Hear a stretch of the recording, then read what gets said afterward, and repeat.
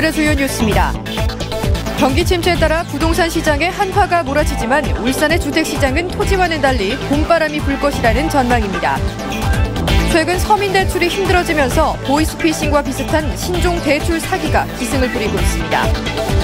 새누리당이 지역 민심을 수렴하기 위해 처음으로 실시하는 권역별 현장 면접이 오늘 부산시당에서 열립니다. 지난해 주인을 찾지 못한 울주군 현진의 법일 아파트의 공매 절차가 오늘부터 다시 시작됩니다. 여러분 안녕하십니까? 2월 20일 월요일 UBC 굿모닝 울산입니다. 울산지방 오늘은 추위가 풀리면서 대체로 맑은 날씨 보이겠습니다. 아침 최저 기온은 영하 5.6도를 기록했고 낮 최고 기온은 8도로 예상됩니다.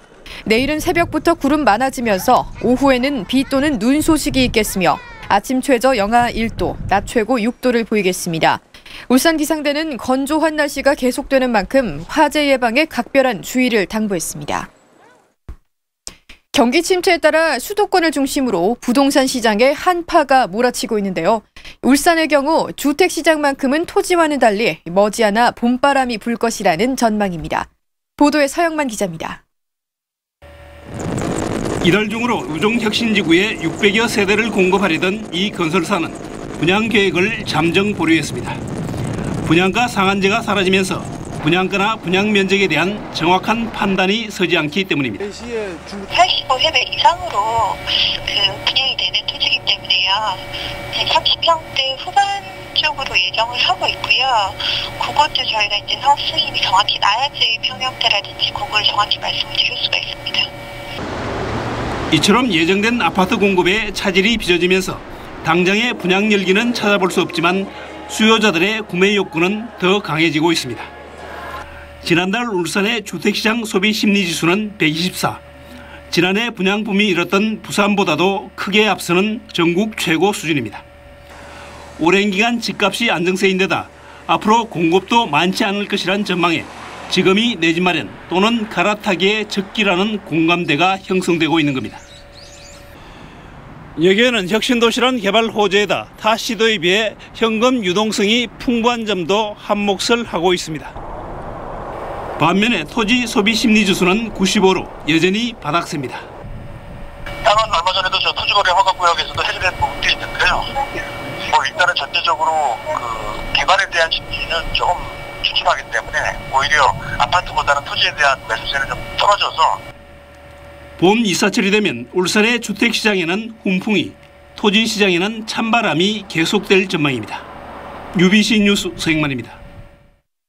새누리당이 지역 민심을 수렴하기 위해 처음으로 실시하는 권역별 현장 면접이 오늘 부산시당에서 열립니다. 오늘 면접에는 울산 지역 공천 신청자 24명 가운데 현역 의원 5명을 제외한 19명이 부산과 경남 지역 공천 신청자와 함께 면접을 갖습니다. 공천위는 지역별 면접이 끝나면 12개 여론조사 기관에 3개씩 한 조를 이뤄 4개 권역별로 2차례로 나눠서 합동 여론조사를 실시할 계획입니다. 통합진보당 남구갑과 동구 총선 후보로 조승수 의원과 이윤주 전 시의원이 각각 확정됐습니다. 남구갑은 조 의원이 각각 30%를 반영하는 당원 투표와 선거 인단 투표에서 이경훈 예비후보에게 약간 뒤졌지만 40%를 반영하는 여론조사에서 크게 이겨 승리한 것으로 알려졌습니다. 동구는 당원 투표 5%와 여론조사 95%를 반영하는 경선 방식에서 이윤주 전 시의원이 지난 18일 노옥희 예비후보를 58.6%대 41.3%로 눌렀습니다. 최근 서민 대출이 힘들어지면서 신종 대출 사기가 기승을 부리고 있습니다. 보이스피싱과 비슷하다고 하는데요. 대출 보증금이나 중개 수수료를 요구하는 전화는 모두 사기라고 합니다. 조윤호 기자의 보도입니다. 아들의 학자금 1,000만 원이 필요했던 48살 정모 씨는 일주일 전 캐피탈 업체라는 곳에서 전화를 받았습니다. 제3금융권이었지만 연이율은 7에서 12%대로 제1금융권과 다름없었습니다.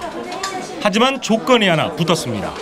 신용보증보험에 달에 월 2만 원인데 24개월을 사고 48만 3개월만 월 불입금을 달려면 똑같은 돈도 다시 돌려준다는 거죠. 대출 보증금을 감안해도 좋은 조건이어서 송금하려는 순간 또다시 의심이 생겼습니다.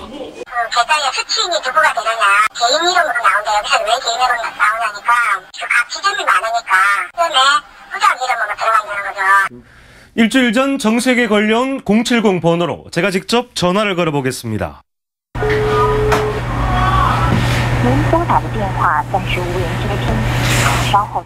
대출을 빙자해 보증금만 가로채는 중국발 신종대출 보이스피싱입니다. 예, 대부업등록법 제11조 2호에 보면 대부 중개업자들은 대부 중개를 하면서 대출을 받는 시민들로부터 보증금 및 수수료를 받지 못하도록 법으로 제재를 하고 있습니다. 경찰은 최근 유명 사금융업체가 잇따라 영업정지를 당하면서 서민 대출이 어려워진 틈을 타 이 같은 신종 보이스피싱이 활개를 치고 있다며 주의를 당부했습니다. UBC 뉴스 조인호입니다. 울산기상대는 어젯밤 8시 21분쯤 울산시 동구 남동쪽 59km 해역에서 규모 2.7의 지진이 발생했다고 밝혔습니다. 기상대 관계자는 어제 지진은 지진계에만 감지되는 정도로 사람은 느낄 수 없고 피해도 없었다고 말했습니다. 올해 들어 울산 해역에서 발생한 지진은 이번이 처음입니다.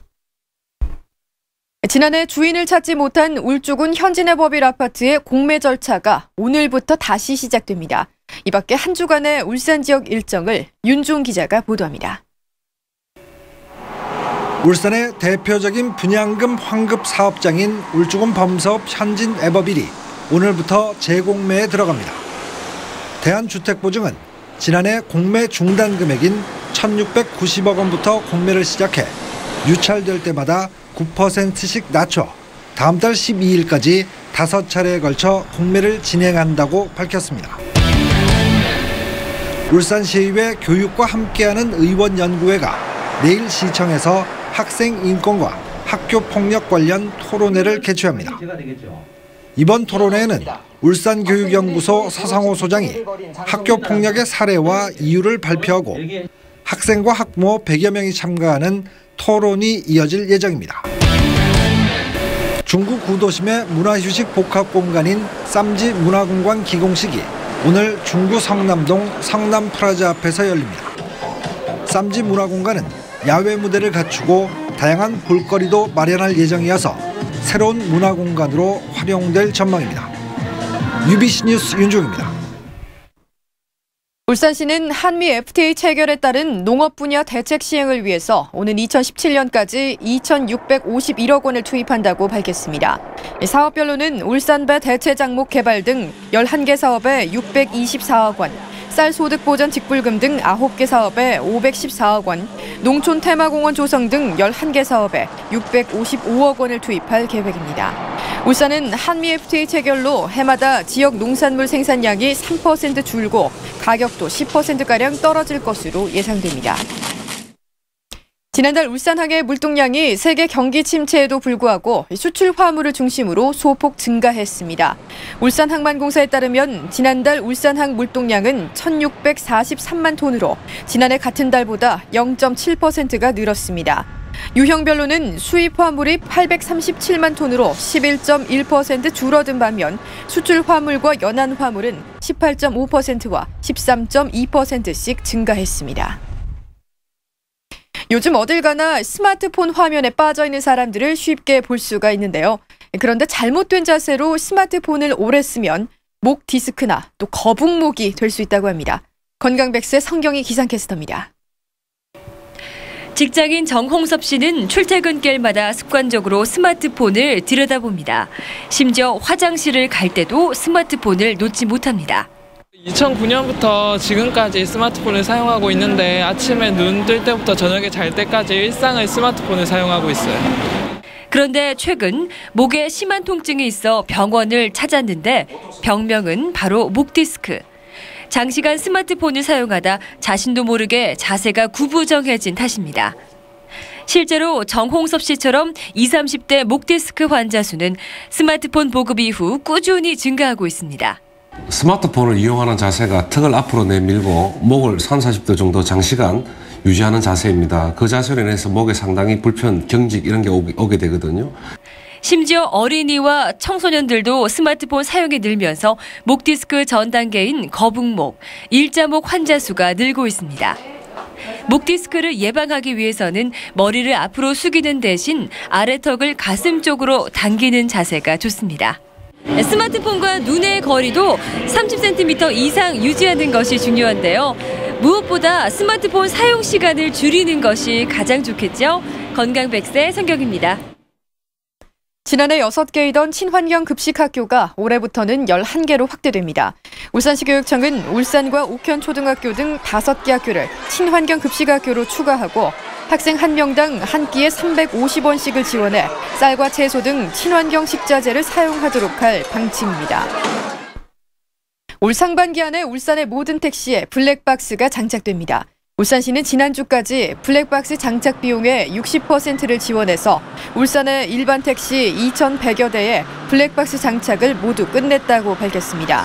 시는 개인 택시 3,600여 대에 대해서도 상반기 안에 모두 블랙박스를 달도록 하겠다고 덧붙였습니다. 남구청이 옥현 사거리 교통섬에 3억 6천만 원을 들여서 대형 고래 조형물을 설치할 예정입니다. 이번에 설치되는 고래 조형물은 가로 9m, 세로 8m 크기로 소통과 어울림이라는 주제로 바다에서 뛰어오르는 고래의 형상을 표현했으며 오는 27일쯤 일반에 공개될 예정입니다. 지난해 5억 원을 투입해 2층 대회의실에 최신형 웨딩홀을 갖춘 중구청이 지역에서 처음으로 원스톱 결혼 시스템을 구축합니다. 중구청은 이를 위해 시간당 10만 원의 이용료로 예식장을 제공하고 메이크업과 예복 대여, 웨딩 사진 등에 대해 지역 웨딩업체 6곳과 협약을 체결하기로 했습니다. 네, 이상으로 UBC 굿모닝 울산 마칩니다. 고맙습니다.